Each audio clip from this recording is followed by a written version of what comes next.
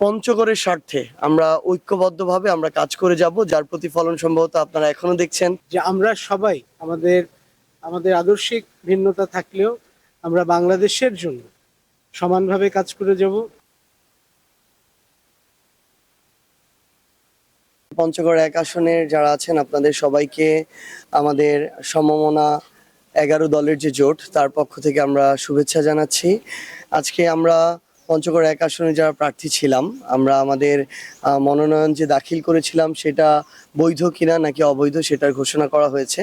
তো ৭ জন প্রার্থীর মনোনয়ন বৈধ ঘোষণা করা হয়েছে। আমার পাশেই রয়েছেন আমাদের শ্রদ্ধাভাজন বড় ভাই এবং আমাদের পঞ্চগড় ১ আসনের বাংলাদেশ জাতীয়তাবাদী দল বিএনপির এখন পর্যন্ত ঘোষিত বৈধ প্রার্থী আমাদের ব্যারিস্টার নওশাদ জমির ভাই। আমরা একসাথে পারস্পরিক শ্রদ্ধা এবং সম্মানের ভিত্তিতে আমরা আমাদের এই কার্যক্রমগুলো সম্পন্ন করছি এবং আমরা মনে করি যে এটা শেষ দিন পর্যন্ত এবং নির্বাচনের পরেও আমাদের এই পারস্পরিক শ্রদ্ধাবোধের যে সম্পর্ক এবং অভ্যুত্থান পরবর্তী বাংলাদেশে আমাদের নিজেদের বাংলাদেশের জনগণের প্রতি বাংলাদেশের প্রতি দায়বদ্ধতার যে সম্পর্ক সেটা আমাদের সবসময় থাকবে এবং ইনশাআল্লাহ আমরা খুব সুন্দরভাবে আমাদের আগামী নির্বাচন কেন্দ্রিক যেই ধরনের প্রচারণা আচরণবিধি সবকিছু পালন করে আমাদের নির্বাচন সুষ্ঠুভাবে সম্পন্ন করতে সহযোগিতা করব।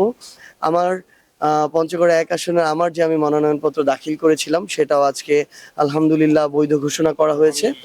তো ইনশাআল্লাহ আমরা শুধু এটুকুই বলতে পারি যে দিন শেষে আমাদের রাজনৈতিক দল আলাদা হতে পারে, আদর্শ কেন্দ্রিক ভিন্নতা থাকতে পারে, কিন্তু পঞ্চগড়ের স্বার্থে আমরা ঐক্যবদ্ধভাবে আমরা কাজ করে যাব, যার প্রতিফলন সম্ভবত আপনারা এখনো দেখছেন যে বাংলাদেশে সম্ভবত প্রথম আমাদের বিএনপির যিনি প্রার্থী নওশাদ জমির ভাই এবং আমি সমমনা ১১ দলের প্রার্থী হিসেবে আমরা একসাথে আজকের এই প্রেস ব্রিফিংটি করছি।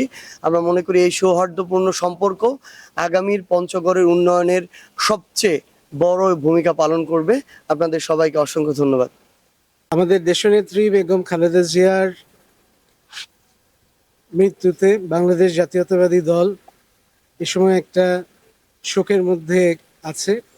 এর মধ্যেও আমাদের নিয়ম অনুযায়ী যে নির্বাচন কেন্দ্রিক কার্যক্রম সেগুলো পরিচালিত হয়ে যাচ্ছে, তারই একটি অংশ হিসেবে আজকে যাচাই বাছাই প্রক্রিয়া ছিল এবং সেখানে আপনারা শুনেছেন যে পঞ্চগড় ১ আসন থেকে আমরা ৭ জন যাচাই বাছাইতে তারা নির্ধারণ করেছেন যে সঠিকভাবে প্রার্থিতা পেয়েছেন, যেটা আমার ভাই বললেন সাজ্জিস আলম।